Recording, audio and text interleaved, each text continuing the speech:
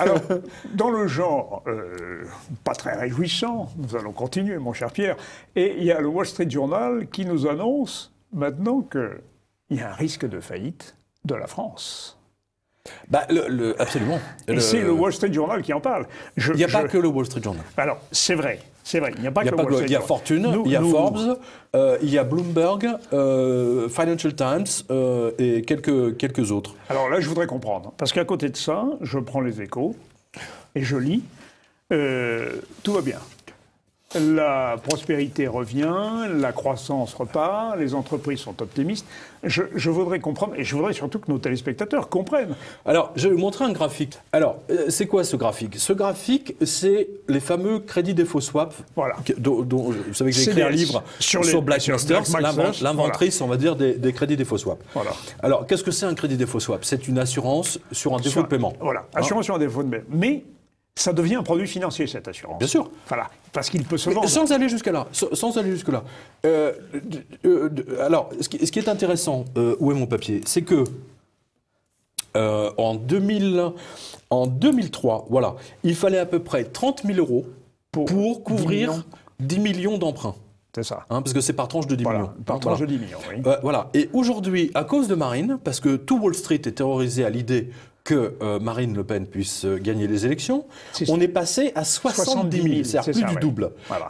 Voilà. Et en fait, c'est volontaire parce que ça permet... Les traders se sont donné le mot en disant « Nous allons faire le chantage sur la France. Si Marine Le Pen gagne, Moody's, ces enfoirés de Moody's, ces escrocs même de Moody's... Les agences de notation. Les agences et les agences de vipères. Les agences de notation. Les agences de vipères, voilà. C'est quand même...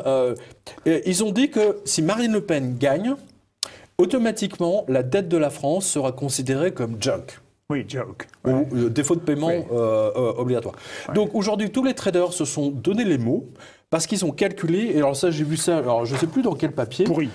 Tiens, c'est là, tiens par exemple, les traders parient contre la France à cause des élections. C'est sur MarketWatch, voilà, c'est celui dont je voulais parler. Un candidat, ils disent en fait qu'il faut jouer sur les bons du Trésor de la France. Et du point de vue d'un trader, MarketWatch a raison. Donc, ils disent, vu le niveau d'endettement de la France, qui est de 98%, eh bien, nous allons massivement parier contre un défaut de paiement. C'est-à-dire que là, ils sont en train de ils sont en train de s'en mettre plein les poches sur le dos du peuple français. C'est un vrai scandale. La politique de la France se fait à la corbeille maintenant. Oui, mais le problème, c'est que il n'y a plus de corbeille d'une part. D'autre part, le général de Gaulle avait dit la politique de la France ne se fait pas à la corbeille. Oui. Bon, mais est-ce que c'était pas la même chose, Goldman Sachs qui spéculait contre le défaut de la Grèce? C'est exactement la même chose. Non, c'est pire. Goldman Sachs, c'est une escroquerie. Puisque oui, il maquillait les comptes. Non, mais il jouait aussi Bruxelles avait demandé à Goldman Sachs, parce que Bruxelles voulait impérativement que la Grèce rejoigne l'Europe. Oui. Les Grecs sont orthodoxes. La Russie est orthodoxe. Oui. Il était hors de question pour les États-Unis que la Grèce tombe dans le giron des orthodoxes russes. Bon, déjà, pour comprendre. Comme les comptes grecs ne leur permettaient pas de rejoindre l'Europe, ils ont demandé à Goldman Sachs de bidonner les comptes. Goldman Sachs a bidonné les comptes. Ils ont fait tout un tas de CDS, justement, qui leur ont permis de tout maquiller. Et ensuite, la Grèce a été acceptée dans l'Union européenne grâce au maquillage de Goldman Sachs. Qu'a fait Goldman Sachs ensuite? Comme il savait que les comptes étaient faux, hein, c'est comme un garagiste qui vous vend une voiture avec un moteur qui va tenir 20 km. Il parie, il va voir l'assurance, il dit moi je parie que le mec il va s'exploser la gueule et je parie 1 million dessus. Voilà, c'est ce qu'ils ont fait. Eux, ils ont parié 1 milliard dessus que la Grèce allait s'exploser et ils ont gagné. Voilà, tout simplement. C'est facile de parier quand on sait quel cheval va arriver en premier. C'est de l'escroquerie. C'est une des plus belles escroqueries de Goldman Sachs, c'est pas la seule. Hein. On a vu l'affaire du trader de Fabien Tour. Hein, oui. Mais alors... Juste une chose, je termine là-dessus parce que c'est important. Voilà, il y a un autre... Alors, allez sur quotidien.com, vous allez retrouver tout ça. Wall Street a commencé à menacer les Français. Ne votez pas Marine Le Pen. Mais de quoi il se mêle? Mais de quoi il se mêle? Alors, la JP Morgan...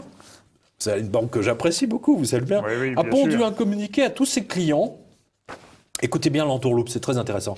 Que l'euro pourrait rapidement tomber sous un niveau de parité avec le dollar et les coûts de financement de la France dépasser de 2% ceux de l'Allemagne, si Marine Le Pen remporte l'élection présidentielle française le printemps prochain.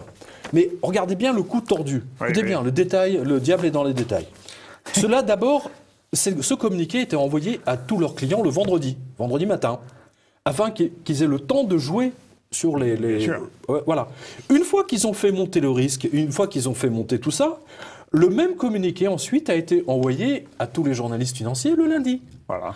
De manière à ce que les autres puissent prendre leur position. Voilà. Les marchés, donc, se sont positionnés. Voilà comment on gagne des millions de plus sur le dos du peuple français quand celui-ci était forcé d'emprunter, non pas à la Banque de France, mais aux banques étrangères. Vous en avez ici la plus belle démonstration. C'est un vrai scandale. Moi, je ne comprends pas comment on peut accepter ça.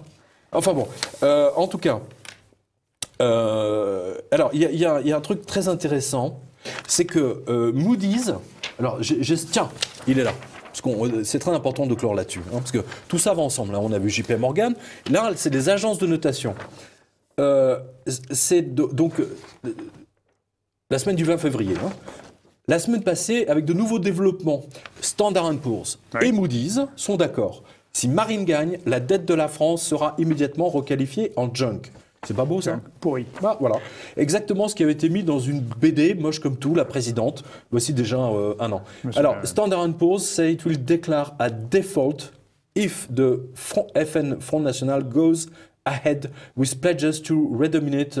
Voilà. Donc, si le FN passe de l'euro au franc, il déclare tout de suite les bons du Trésor de la France comme junk. Alors, c'est absolument scandaleux. Alors, vous savez pourquoi? Moody's a pondu une note en disant la dette de la France est en euros, elle devrait être remboursée en euros. S'ils reviennent au franc, nous allons faire tout un scandale, on va les attaquer en justice, etc. Mais espèce d'enfoiré de Moody's et de Standard & Poor's, quand on est passé du franc à l'euro, vous n'avez pas fait tout ce cinéma, hein? La conversion a été faite naturellement. Donc, qu'est-ce qui vous empêche de faire la même conversion, comme en 2000? Rien.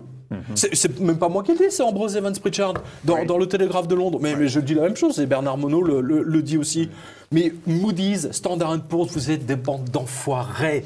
Vous êtes responsable de la crise des subprimes. Vous avez ruiné des centaines de millions de gens. C'est des ordures. C'est des ordures. J'espère qu'ils vont faire un procès, tiens. Ce serait drôle. Standard & Poor's, Moody's, Fitch. Qui était le patron de Fitch? Qui était le patron de Fitch? Monsieur de la Chardière, celui-là même qui paye 100 000 euros, Madame Pénélope Fillon, pour faire 2 lignes, moins que cette news-là. Hein, voilà. 100 000 euros hein, dans la revue des Deux Mondes. Il a acheté la revue des Deux Mondes juste pour payer Madame Fillon. Hein. Non mais c'est dingue. C'est dingue.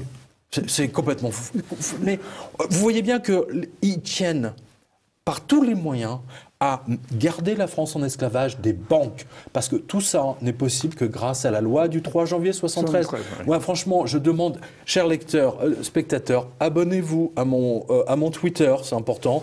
Et lisez le livre sur l'enquête sur la loi du 3 janvier, vous comprendrez vraiment ce qui se passe aujourd'hui. Ils sont terrorisés à l'idée que Marine Le Pen puisse exploser, ou Dupont-Aignan par exemple, hein, ou même Mélenchon par la loi du 3 janvier. C'est un vrai scandale. Même Rocard l'a reconnu. Michel Rocard, paix à son âme. Hein, voilà.